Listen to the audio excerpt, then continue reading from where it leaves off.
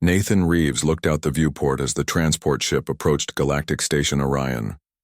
The massive ring-shaped structure gleamed against the backdrop of stars, with ships of various sizes coming and going like bees around a hive. Nathan took a deep breath to calm his nerves. After 6 months of space travel, he had finally arrived at the Interstellar Military Academy. The transport docked with a gentle bump. Nathan grabbed his single duffel bag, which contained everything he had brought from Earth.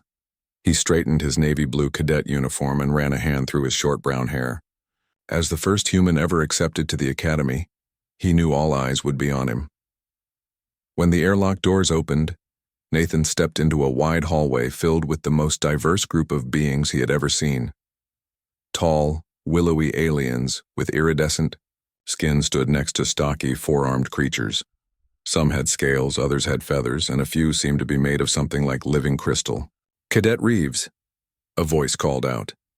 Nathan turned to see a blue-skinned humanoid with silver markings on her face. "I am Officer Mira. Welcome to Station Orion. Please follow me to orientation." As they walked through the crowded halls, Nathan felt the stares of the other cadets. Some looked curious, others dismissive. He heard whispers in languages his translator couldn't catch, but their tone was clear enough. "Is it true humans can only see in 3 dimensions?" asked a passing cadet with large, multifaceted eyes. "I heard they can barely survive one Earth." "Gravity?" another commented loud enough for Nathan to hear. Officer Mira led him to a large circular room where about 50 new cadets had gathered. Nathan was the only human among them. He stood awkwardly at the edge of the group, trying not to draw attention.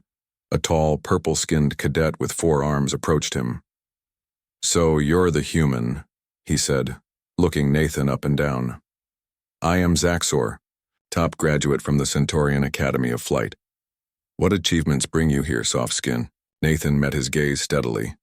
"Nathan Reeves, former Olympic decathlete from Earth." Zaxor's mouth formed what might have been a smile.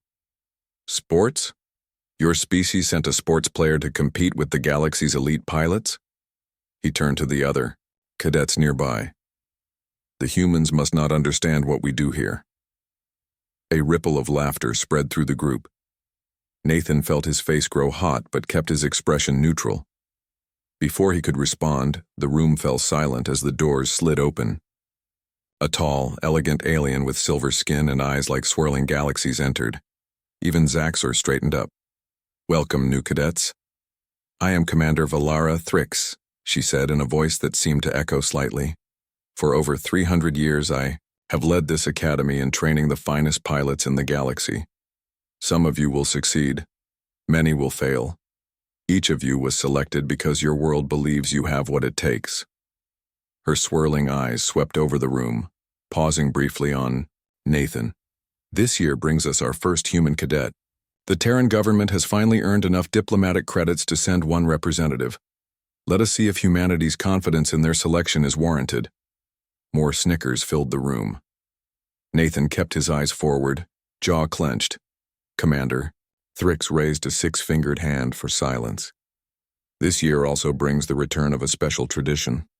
The graduating class will participate in the Starfall Challenge." An excited murmur swept through the crowd. For those unfamiliar, the Starfall Challenge is a navigation course through the Cygnus asteroid belt. It tests every skill a pilot must master: speed, precision, adaptability, and courage. In the Academy's 1,000-year history, no cadet has ever achieved a perfect score. Zaxor stepped forward. "Commander, my cousin Trazor set the current record 6 cycles ago. I intend to break it." The commander nodded. "As you should. The current record is held by a Centaurian, with a score of 94.8 out of 100. Nathan listened with interest. He had read about the Starfall Challenge during his preparation for the Academy. Without thinking, he spoke up. "What's the highest score a human has ever achieved?" The room went silent. Then laughter erupted louder than before. Commander Thrix waited for quiet. "No human has ever attempted the Starfall Challenge, Cadet Reeves. Your species' reaction time is inadequate for such precision flying." "I'd like to try," Nathan said, his voice firm despite the knot in his stomach. The laughter doubled. Zaxxor clutched his middle arms to his chest in apparent hilarity. The human wants to try Starfall, he gasped between laughs. He'll be space dust before he clears the first section. Commander Thrix raised her hand again. Ambition is commendable, Cadet Reeves, even when misplaced. Now all of you will proceed to your assigned quarters. Training begins at first bell tomorrow. As the cadets dispersed, a human woman in a lieutenant's uniform approached Nathan. She had dark skin, short black hair, and eyes that had seen too much. Cadet Reeves, I'm Lieutenant Kelly Adams, tactical instructor. Nathan blinked in surprise. Another human? I thought I was the first at the academy. You're the first cadet. I've been here 3 years as part of Earth's diplomatic exchange. She lowered her voice. Walk with me. As they left the orientation room, Lieutenant Adams spoke quietly. That was quite a statement you made in there. I didn't mean to cause a scene. Yes, you did, she said with a knowing look. But you need to understand what you're up against. These species, their reflexes are 2 to 3 times faster than ours. Their spatial awareness operates on levels we can't comprehend. The Arcturians, like Commander Thrix, can perceive quantum probabilities in real time. Nathan frowned. So why did Earth send me? Because we need to start somewhere. Lieutenant Adams stopped at a corridor junction. Your quarters are down that hall room 247. Your roommate is a Procyon engineer named Pelnar. Decent sort. She looked around to make sure no one was listening. If you're serious about Starfall, come to Simulator Bay 12 tomorrow after evening meal. It's usually empty then. You'll help me train? Lieutenant Adams gave him a grim smile. I'll help you avoid complete humiliation. That's the best I can offer. As she walked away, Nathan stood alone in the alien corridor, determination settling into his bones. The mocking laughter of the other cadets still rang in his ears, but he set his jaw and headed toward his quarters. They might laugh now, but he hadn't come all this way just to give up at the first challenge. Nathan had always performed best when others underestimated him, and right now an entire station full of aliens was doing exactly that. Nathan found his quarters easily enough. The door slid open to reveal a small room with 2 sleeping platforms and basic storage units. One side was already occupied, with strange devices and tools neatly arranged on every surface. Hello? Nathan called out. A shuffling sound came from behind a partition, and a creature that reminded Nathan of a humanoid raccoon stepped into view. He had gray fur with darker rings around large, intelligent eyes, and fingers that looked incredibly nimble. You must be the human, the creature said, his translator giving his voice a slight metallic echo. I am Pelnar, engineering specialty. Nathan Reeves. He put his duffel down on the empty sleeping platform. Good to meet you. Pelnar's nose twitched. I requested human roommate. Very interested in your species. Never met one before. Well, now you have, Nathan said with a small smile. I hope I don't disappoint. Already disappointing many, Pelnar said matter-of-factly. Heard about orientation. You want to try Starfall Challenge? Nathan sighed. News travels fast. Small station. Big ears. Pelnar's whiskers moved in what might have been a smile. Not smart, but interesting. The next morning came too quickly. Nathan had barely adjusted to the station's gravity when a harsh buzzing woke him. Pelnar was already up, carefully grooming his fur. First bell, Pelnar explained. 15 minutes to morning meal, then straight to physical assessment. Physical assessment turned out to be a nightmare. The academy gym was designed for beings from dozens of different worlds, with equipment that Nathan couldn't even figure out how to use. The gravity could be adjusted in different sections, and most cadets moved to areas with settings similar to their homeworlds. Nathan stayed in the Earth normal section where only a few other species joined him. Zaxxor and his Centaurian friends chose a section with gravity nearly twice Earth's. They performed incredible feats of strength and agility, while glancing toward Nathan with obvious disdain. Don't mind them, said a voice behind Nathan. He turned to see a cadet with blue scales and fins along her forearms. I'm Neri. Aquatic worlds have similar gravity to Earth. Nathan. Nice to meet someone friendly. Not everyone here is obsessed with being the best, Neri said. Some of us just want to learn. Their conversation was cut short as instructors called everyone to the center of the gym. A series of physical tests followed, each one measuring something different: reaction time, strength, endurance, spatial coordination. The results were displayed on a large board for everyone to see. Nathan's name stayed stubbornly at the bottom of most lists. His reaction time was nearly half a second slower than the median. In the strength tests, he could only match the smaller species. The only category where he performed above average was endurance, outlasting many of the others in a sustained exercise challenge. Zaxxer made sure everyone noticed. Look at the human scores. How did Earth convince the Academy to accept him? Political favors? By midday, Nathan felt thoroughly demoralized. Lunch in the mess hall was no better, as he discovered most of the food was tailored to alien digestive systems. He settled for a bland, nutritional paste labeled Earth-compatible. "You will adjust," Pelnar said, sitting beside him with a tray of what looked like live worms. First week hardest. After lunch came the first simulator session. Nathan's heart raced with anticipation as they entered a vast room filled with pod-like structures, each one a fully immersive flight simulator. Lieutenant Adams stood at the front of the room. "Today we evaluate your baseline piloting skills," she announced. "Each of you will run through the same basic course. The simulators will record every move you make for later analysis." When Nathan's turn came, he stepped into the pod with determination. The interior came to life around him, creating a perfect illusion of sitting in a small spacecraft's cockpit. The controls were more complicated than anything he'd trained with on Earth, but the basic principles seemed similar. Simulation beginning. "In 3, 2, 1, a computerized voice said.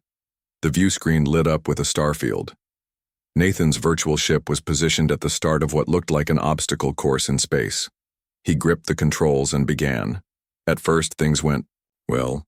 He navigated the early simple obstacles with decent precision. But as the course progressed, the challenges came faster. When multiple obstacles appeared simultaneously requiring split-second decisions, Nathan's human reflexes couldn't keep up. His ship clipped a floating debris field, sending it into a spin.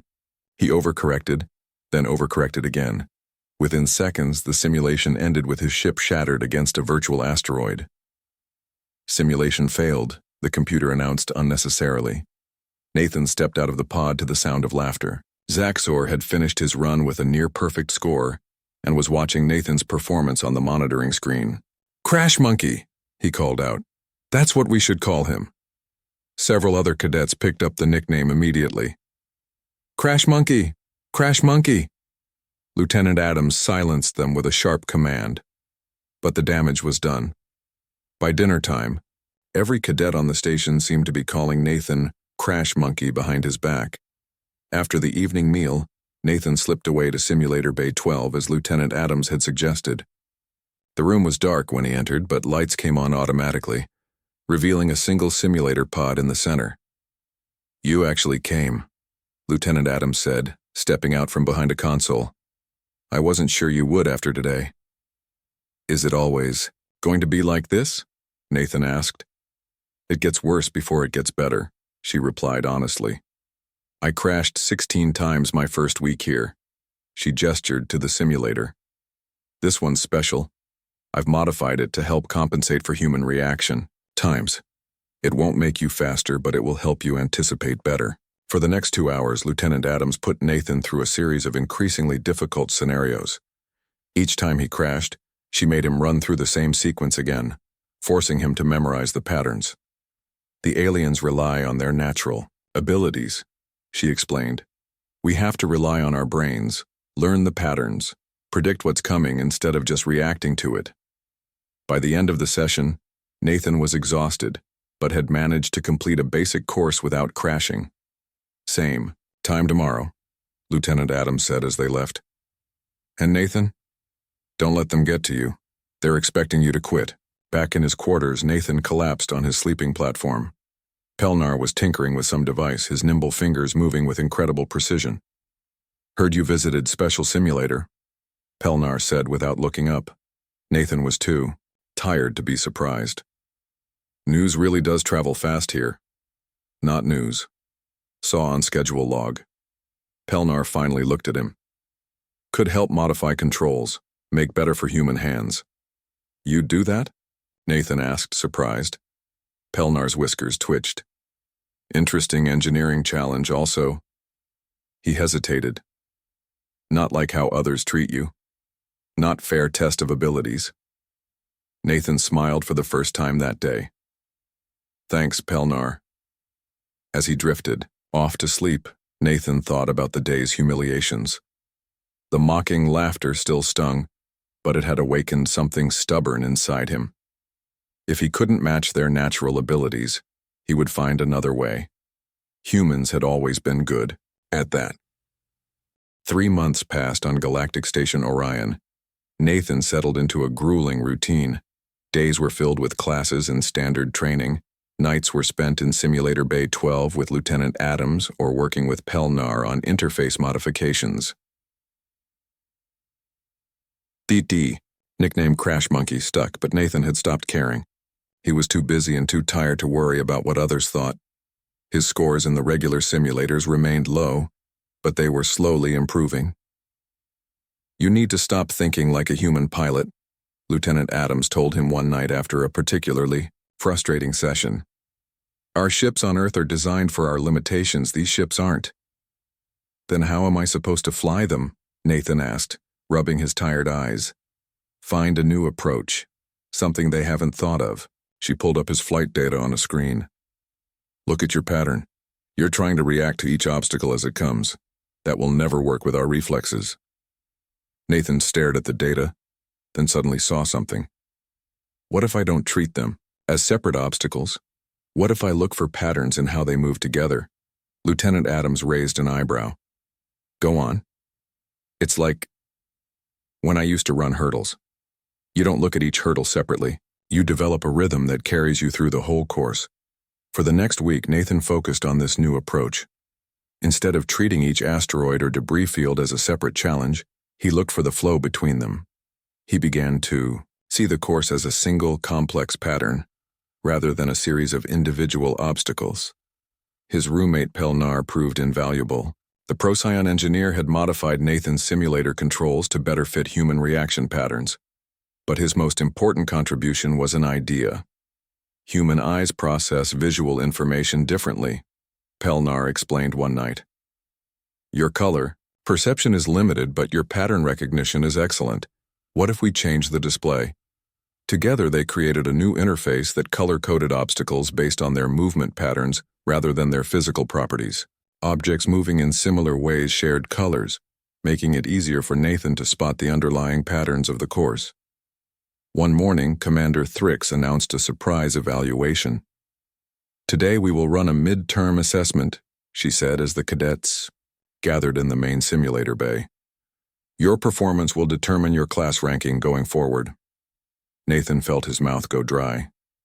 He had been improving in his special training sessions, but he hadn't tried the modified approach in the standard simulators yet. As cadets took their turns, the scores were displayed on the main board. Zaxor, predictably, scored at the top with a 92.3. His Centaurian friends followed close behind. When Nathan's turn came, Zaxor called out, "Try not to crash in the first 10 seconds this time, monkey." Nathan ignored him and entered the pod. As the simulation started, he took a deep breath and tried to see the patterns as he had practiced. The standard display didn't have his color coding system, but he had memorized enough to anticipate the flow. He made it through the first series of obstacles cleanly, then the second. His hands moved across the controls with practiced precision, not reacting to obstacles but flowing with them, anticipating their movements before they happened. When he emerged from the simulator, the room was quieter than usual. Nathan looked up at the scoreboard. He had scored 78.5, nowhere near the top, but a massive improvement from his previous scores. More importantly, he had the highest fuel efficiency rating of any cadet. Interesting approach, Cadet Reeves, Commander Thrix said, studying his flight data. Your reaction time is still subpar, but your predictive navigation is unusual. Thank you, Commander, Nathan replied, trying not to show his excitement. Don't get too comfortable. Zaxxor sneered as they left the simulator bay. You're still in the bottom half of the class. Nathan was about to respond when Lieutenant Adams appeared, at his side. Not bad, Reeves, she said loudly enough for others to hear. Your trajectory planning shows promise. Later that day, Nathan was surprised to receive a message summoning him to Commander Thrix's office. He entered nervously, standing at attention, before her desk. At ease, Cadet, she said, her galaxy-like eyes studying him. I've been reviewing your progress since you arrived. Nathan waited, unsure if he was in trouble. Most cadets improve gradually as they train, Commander Thrix continued. Your improvement curve is different. She showed him a graph where his line showed sharp jumps upward. These coincide with your after-hours training sessions. I didn't realize those were being monitored, Nathan admitted. Everything on this station is monitored, Cadet. A small smile flickered across her silver face. Lieutenant Adams has been submitting reports on your progress. Commander Thrix stood and walked to a viewport that showed the stars outside. I have commanded this academy for 3 centuries, Cadet Reeves. In that time, I have seen countless species train here. Each brings their own strengths and limitations. She turned to face him. The best pilots are not always those with the quickest reflexes. Sometimes they are the ones who find new ways to approach old problems. Nathan felt a surge of hope. Does that mean you think I might be able to complete the Starfall challenge? I did not say that, Commander Thrix replied. The challenge requires abilities that humans simply lack. But your approach to standard flying is intriguing. As Nathan left the office, he felt both encouraged and frustrated. Commander Thrix had noticed his improvement but still didn't believe a human could complete Starfall. That evening in the mess hall, something unusual happened. As Nathan sat with his tray of Earth-compatible food, Neri, the blue-scaled cadet he had met on his first day, sat beside him. Then another cadet joined, a bird-like being named Krell. Soon Nathan found himself surrounded by a small group of cadets from various species, all asking questions about his flying technique.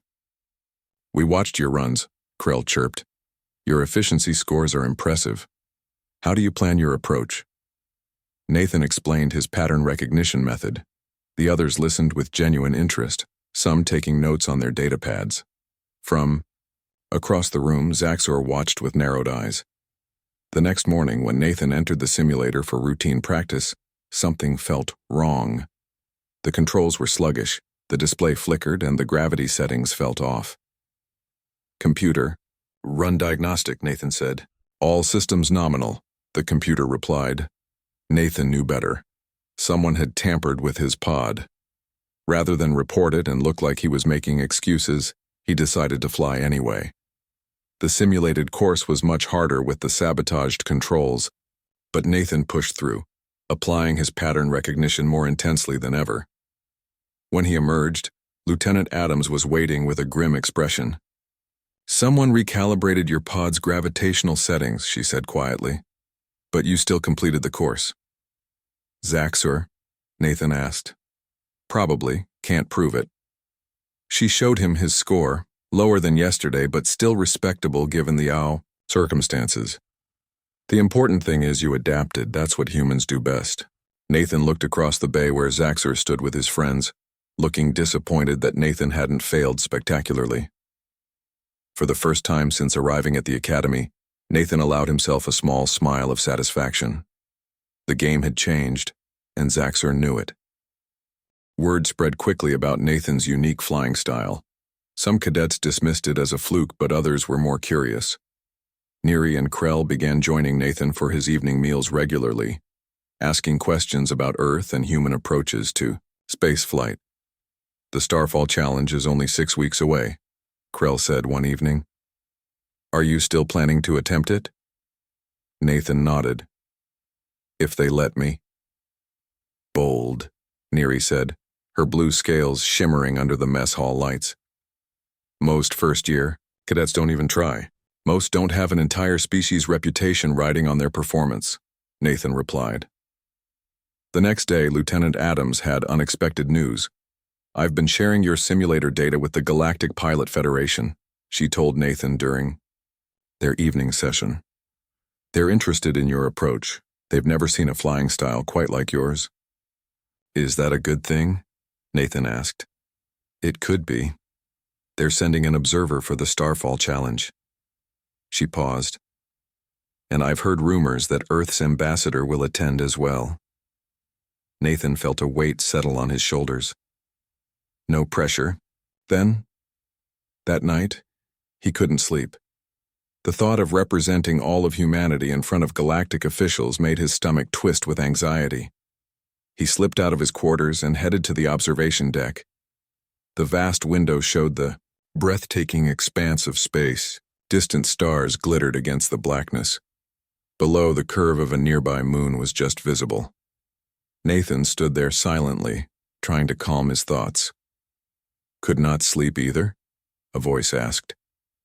Nathan turned to see Commander Thrix standing, nearby, her silver skin reflecting the starlight. No, Commander, he admitted. The view helps put things in perspective, she said, moving to stand beside him. Each of those points of light is a sun. Many have worlds with beings who look to the same stars and wonder. They stood in silence for a moment before she spoke again. I read Lieutenant Adams's reports on your progress. Your approach to the simulation courses is unconventional but effective. Thank you, Commander. I also reviewed the sensor logs from your pod during yesterday's practice. The gravitational calibration was off by 17%. Nathan stared straight ahead. I hadn't noticed, Commander. A small smile touched her lips. Of course not. Her expression grew serious. Competition is expected at this academy, Cadet Reeves. Sabotage is not. The responsible party has been disciplined. Nathan glanced at her in surprise. Zaxor? Cadet matters remain confidential, she replied, but her expression confirmed his suspicion. However, the incident revealed something important about your capabilities. What's that? Adaptability. When faced with unexpected conditions, you adjusted rather than failed. She turned to face him fully. That quality is rare and valuable, particularly for the Starfall Challenge. Commander Thrix looked back out at the stars.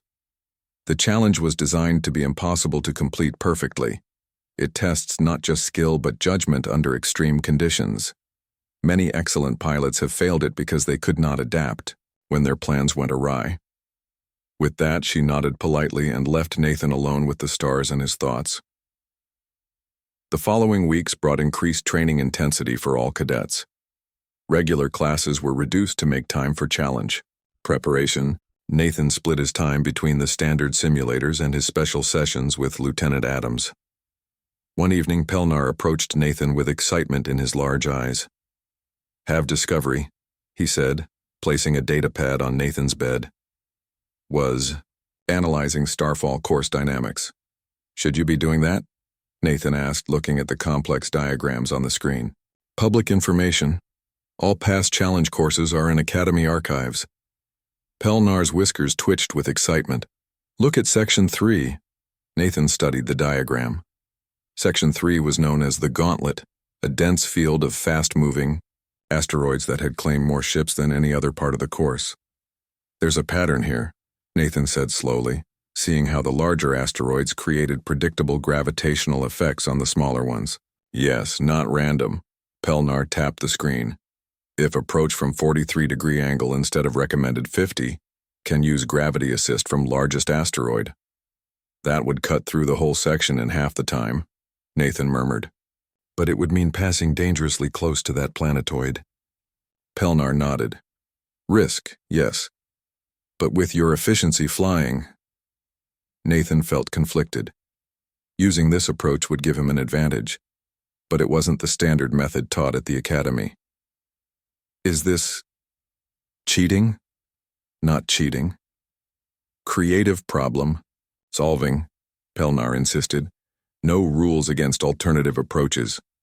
As the challenge drew nearer, tension filled the station. 4 days before the event, Zaxor confronted Nathan in the corridor outside the mess hall. Since being disciplined, he had stayed away from Nathan, but his resentment had clearly grown. I challenge you to an exhibition match, he said loudly, drawing a crowd. Tomorrow. Standard simulator course. Let's see if your pattern recognition holds up against real skill. Nathan hesitated.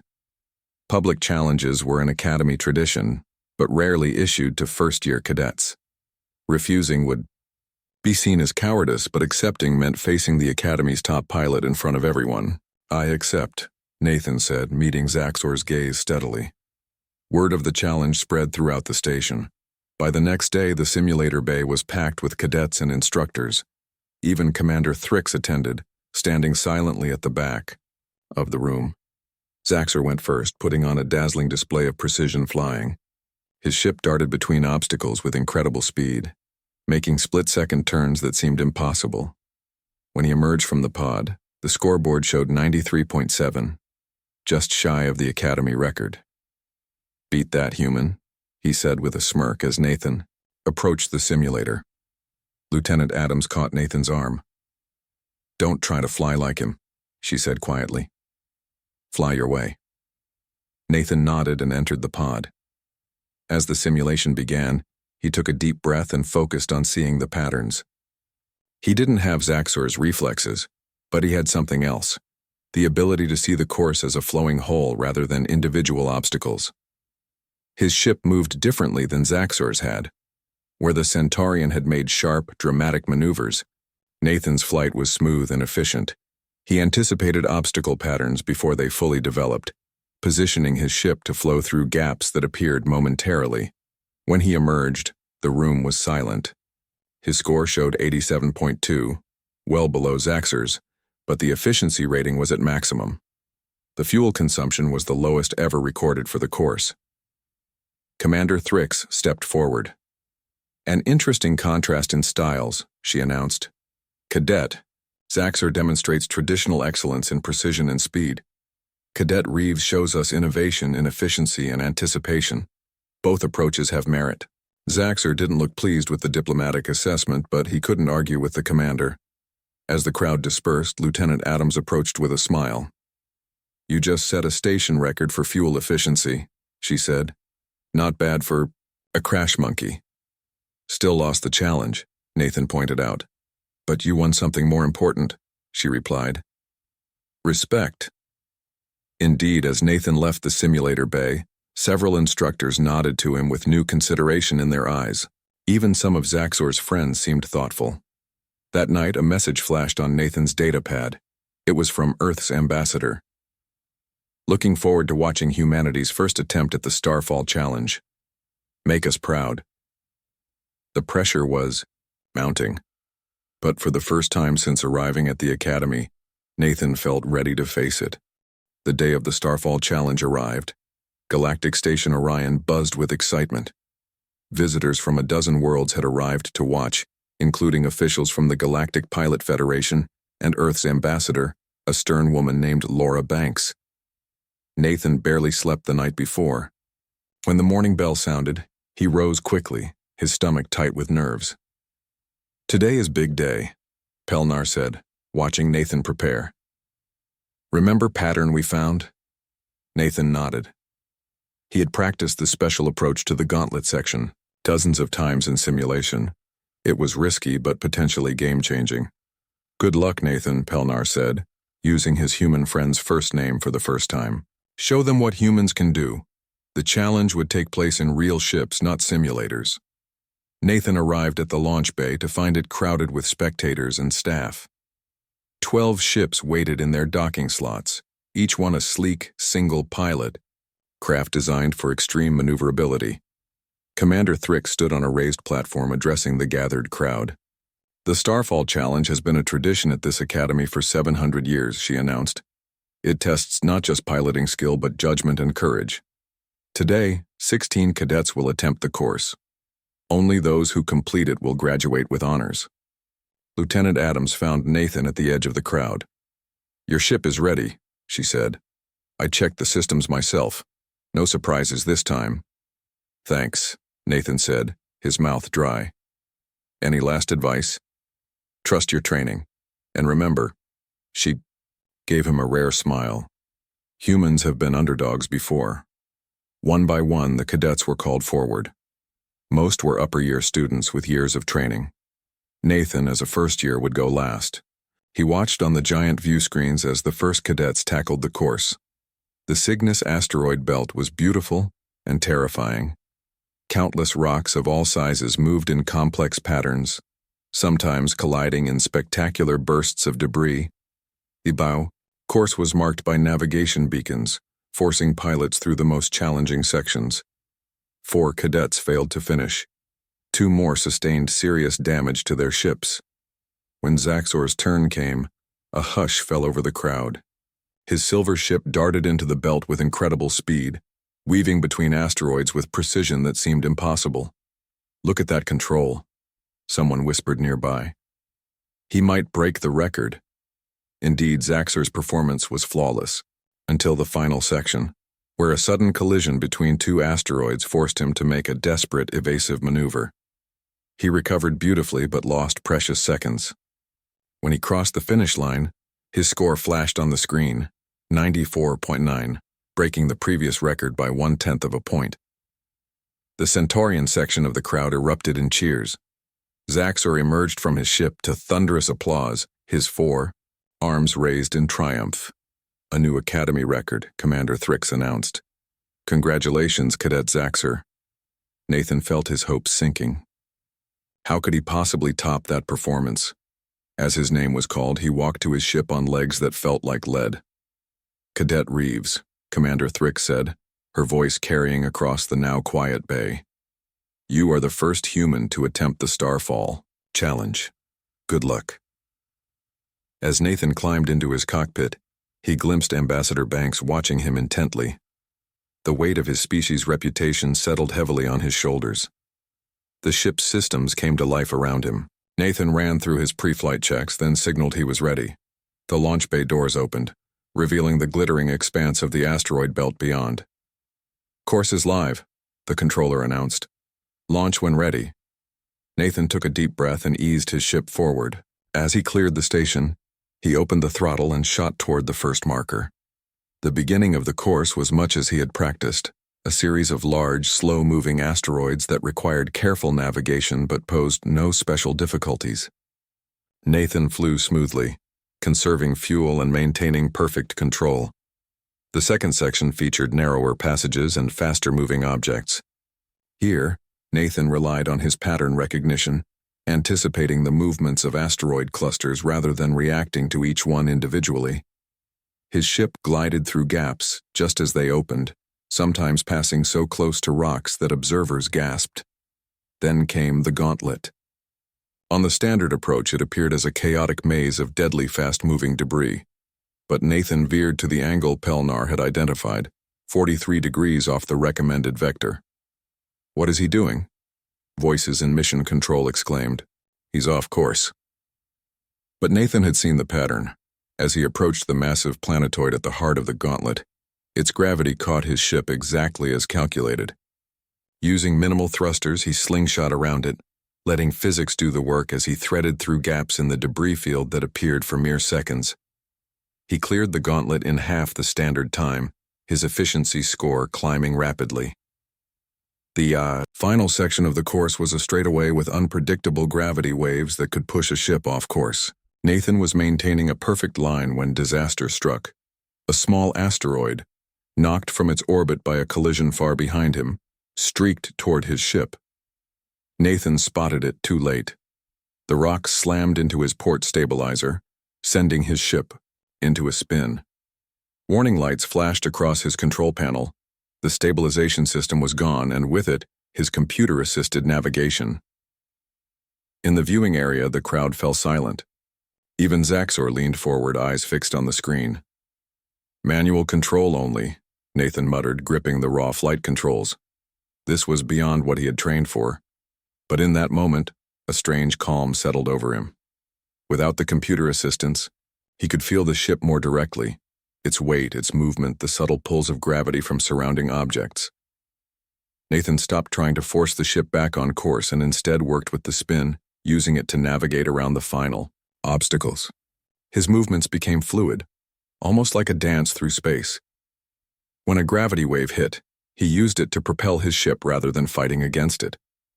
He crossed the finish line slightly off-center, his damaged ship limping but intact. For a moment, there was complete silence in the launch bay as everyone stared at the scoreboard. The numbers appeared: 95.0, a perfect technical score despite the damage, with record-breaking efficiency ratings. He had beaten Zaxor's fresh record by 1/10 of a point. The human section of the crowd, small as it was, exploded with cheers. Lieutenant Adams pounded her fist on the railing, tears streaming down her face. Ambassador Banks stood shocked, then broke into a wide smile. When Nathan's ship docked and he climbed out somewhat unsteadily, Commander Thrix was waiting. "Cadet Reeves," she said formally, "you have set a new Academy record for the Starfall Challenge.